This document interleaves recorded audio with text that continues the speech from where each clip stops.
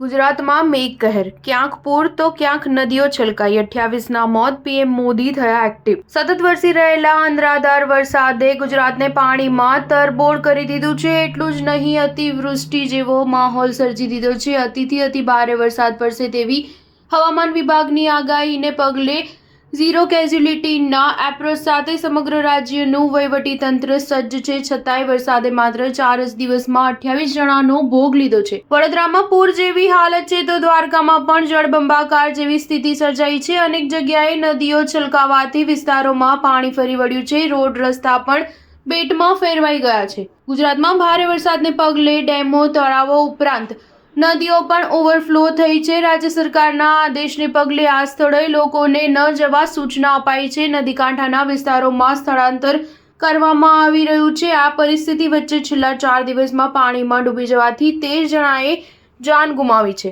જ્યારે મકાન અને દિવાલ પડવાથી 13 લોકોનું મોત નીપજ્યું છે। આ ઉપરાંત ઝાડ પડતા 2 લોકોના મૃત્યુ થયા છે। હળવદ, બોરસદ, તારાપુર, દાહોદ, લીમખેડા, ધાંગધ્રા, આહવા, હાલોલ, ધોળકા અને મણિનગરમાં પાણીમાં ડૂબી જવાની ઘટનાઓ બની છે, જ્યારે મહુધા, લુણાવાડા, સાણંદ, ખંભાતમાં મકાન અને દિવાલ પડતા મૃત્યુ થયા હોવાની ઘટના સામે આવી છે।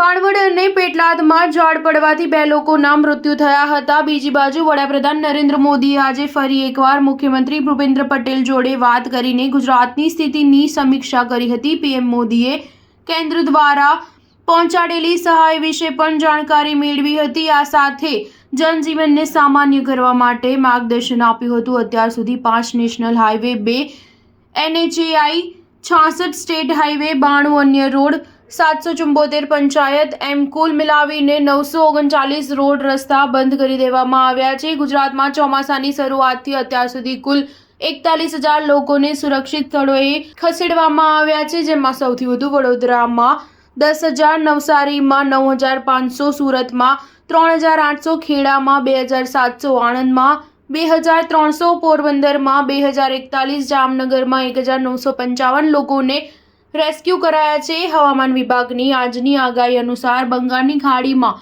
ફરી એકવાર લો પ્રેશર ઝોન સર્જાયું હોવાથી દિલ્હી, બિહાર, યુપી, ગુજરાત, હિમાચલ અને ઉત્તરાખંડ સહિત મોટાભાગના રાજ્યોમાં આજે અને આવનારા અમુક દિવસોમાં પણ ભારે વરસાદ વરસી શકે છે। સ્ટાર ન્યૂઝ 7 હંમેશા સચ્ચાઈની સાથે।